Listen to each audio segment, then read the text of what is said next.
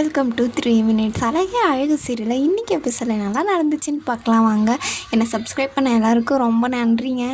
மதியம் சுரேஷும் வீட்டுக்கு வராங்க. வந்தோடனே பார்த்தீங்கன்னா பாக்கியராஜ் தான் வாப்பா வா சுரேஷ் அப்படின்னு சொல்லிட்டு சுரேஷ் வந்து உக்காடுறாங்க. உக்காந்தோடனே தலையில் அடிபட்டுச்சு இல்லையா, அதை அவங்க அம்மா பார்த்துட்டு ஐயோ சுரேஷ் என்ன ஆச்சு அப்படின்னு சொல்லிட்டு கேட்குறாங்க. சுரேஷ் இருந்துக்கிட்டு ஐயோ பாத்ரூம் பைப்பில் இடிச்சுக்கிட்டு அப்படி கூட போய் பாத்ரூம் பைப்பில் போய் எப்போ இடிச்சுக்கிட்டமா விடுமா அப்படின்னு சொல்லிட்டு அது ஒன்றும் இல்லை அப்படின்றாங்க. ஹாஸ்பிட்டல் என்ன போவோமா, அது அவ்வளோ பெரிய அடியெல்லாம் இல்லை அப்படின்றாங்க.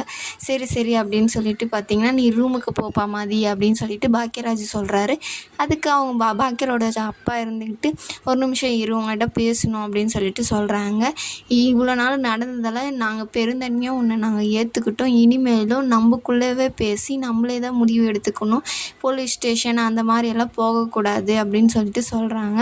அவங்களும் சரின்ட்டு அதுக்கப்புறம் லட்சுமி சொல்லுவாங்க நீ இனிமேல் இப்படி தான் இருக்கணும் அப்படின்னு சொல்லிட்டு அதுக்கு அவங்க இருந்து லட்சுமி அதெல்லாம் நீ பேசாத நீ கம்முன்னு இரு அப்படின்னு சொல்லிட்டு சொல்கிறாங்க. சரி மாதிரி நீ உள்ளே போப்பா அப்படின்னு சொல்லும்போது மலர் பார்க்குறாங்க. மலர் வந்து பேசாமல் மூஞ்சி திருப்பிட்டு உள்ளே போயிடுவாங்க.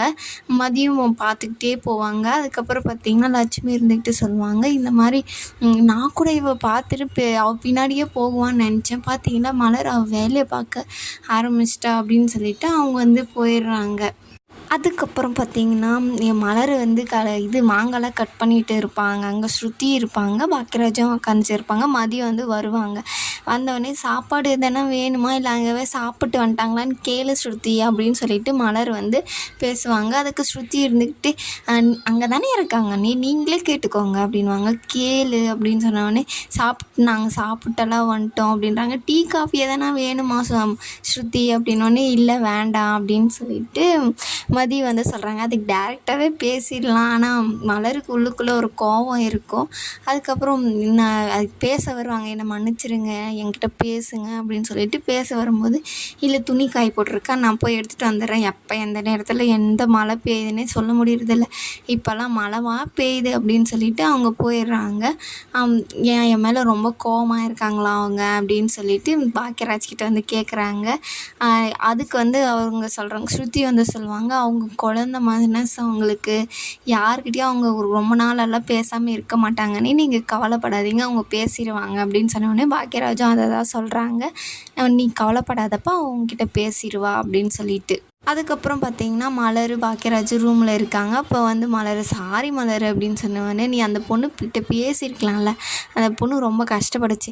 ஆமாம் நான் என்ன இழிச்சவாச்சியா, என்கிட்டே வந்து எல்லாமே சொல்கிறீங்க, நான் என்ன பேயா உங்களுக்கு, நீங்கள் என்னென்ன எல்லாரையும் பிடிச்ச பின்னாடி தான் என்ன பிடிக்கும்னு சொல்கிறீங்க, என்னது இதெல்லாம் அப்படின்னு சொல்லிட்டு சொன்னோடனே பாப்பா எழுந்துரும். என்னை எழுப்பிடாதன்னு சொல்லிட்டு நீயே கத்தி எழுப்பிட்டிய மலர் அப்படின்னு சொல்லிட்டு சொல்லுவாங்க.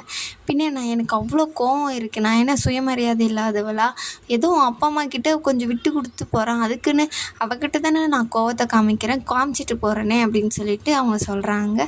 இல்லை மலர் அந்த பிளாக் பண்ண நம்பரை கொஞ்சம் அன்பிளாக் பண்ணேன் அப்படின்றாங்க. அதெல்லாம் முடியாது அப்படின்னு சொல்கிறாங்க. நான் காலில் கூட விழுறேன் மலர் ப்ளீஸ் மலர் அப்படின்னு சொல்லிட்டு கெஞ்சுவாங்க. காலிலலாம் ஒன்றும் ஒழு தேவையில்லை, 100 ரூபா பால்கோவாக்காக நான் என்ன இது பண்ணுறவளா, நீங்களே சொல்லுங்கள் அப்படின்னு. இல்லை மலர் ப்ளீஸ் மலர் எனக்காக பண்ணு அப்படின்னு சொல்கிறாங்க. எனக்கு எப்போ தோணுதோ அப்போ தான் பண்ணுவேன், ஆனால் மன்னிச்சிட்டேன், நீங்கள் படுத்து தூங்குங்க அப்படின்னு சொல்லிட்டு சொல்லிடுவாங்க.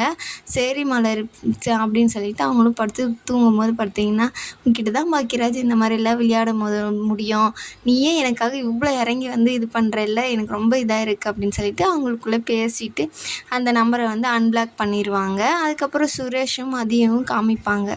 சுரேஷும் மதியம் செமையாக காமெடியாக இருக்கும்.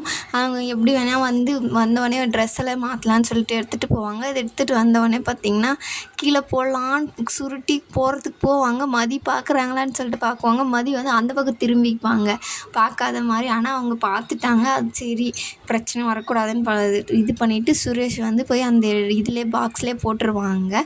பார்த்துட்டு வந்தவொடனே பார்த்திங்கன்னா கட்டில் எங்கன்னா இடிக்குமா அப்படின்னு சொல்லிட்டு கீழெல்லாம் குனிஞ்சு இடித்து பார்ப்பாங்க அந்த கட்டில்ல. மதி அதையும் பார்க்காத மாதிரி உக்காந்துட்டு எழுந்து நின்றுவாங்க. எனக்கு கொஞ்சம் வேலை இருக்குது, நான் போய் ப்ரொஃபஸர் நாளைக்கு இது பண்ணணும் இல்லை அப்படின்னு சொல்லிட்டு போயிடுறாங்க. புக்கெல்லாம் தூக்கிட்டு பெரிய ப்ரொஃபஸர் உலகத்தில் இவன் மட்டும் தான் இப்படியெல்லாம் பண்ணுறான் அப்படின்னு சொல்லிட்டு இது பண்ணுவாங்க. அவங்க வெளியே உக்காந்துட்டு இது பாடம்லாம் இது பண்ணிகிட்டு இருப்பாங்க. இங்கே உள்ளே இருந்துட்டு சுரேஷ் அவங்களவே பார்த்துட்டு இருப்பாங்க. மதி பார்த்தோன்னே பார்க்காத மாதிரி சுரேஷ் அந்த பக்கம் போய் படுத்துருவாங்க. காலையில் எழுந்தவொடனே பாக்கியராஜ் ஃபோன் பக்கமே என் பொண்டாட்டி அன்பிளாக் பண்ணிட்டுக்கிறாப்பா என்ன அப்படின்னு சொல்லிட்டு ஹாட்டாக அனுப்புவார். அங்கே பார்த்திங்கன்னா அவங்க அம்மா கிட்ட தான் ஃபோன் இருக்குது. இங்கேன்னா உனக்கு காலையில் இத்தனை மெசேஜ் வந்துட்டு இருக்குது, யார் இதை ஹாட்டாக பறக்குது பாருவா அப்படின்னு சொல்லிட்டு சொல்லுவாங்க. மலர் இருந்துக்கிட்டு வேறு யார் உங்கள் பையனா ரூமில் இருந்துக்கிட்டு சமையல் ரூமுக்கு மெசேஜ் அவங்களுக்கு புதுசாக கல்யாணம் ஆன பாடி நீங்கள் ரொம்ப ஓவராக ஆடுறீங்க அப்படின்னுவாங்க. அதுக்கப்புறம் பாக்கியராஜ் ஓடி குட் மார்னிங்னு சொல்லுவாங்க. அவங்க அம்மா இருக்கிறத பார்த்துட்டு குட் மார்னிங்மா, உங்களுக்கு கால் வலியெல்லாம் எப்படி இருக்குது, நான் வேணால் அமுத்தி விட்டேன், அதெல்லாம் ஒன்றும் வேணாம், ரொம்ப பண்ணுறீங்கடா நீங்கள் அப்படின்னு சொல்லிட்டு சொல்லுவாங்க. அது உடனே மதி வருவாங்க, எல்லாருக்குமே குட் மார்னிங் சொல்லுவாங்க. ஆனால் பாக்கியராஜ் மட்டும் தான் சொல்லுவாங்க. மலர்கிட்ட பேசலான்னு போவாங்க. மலர் பேசவே மாட்டாங்க. ஒரு நிமிஷம் இருங்க, நான் உங்ககிட்ட பேசணும் அப்படின்னு சொல்லிட்டு சொல்கிறாங்க. இதோட இந்த எபிசோட் முடியுதுங்க. மறக்காமல் ஒரு லைக் பண்ணிடுங்க.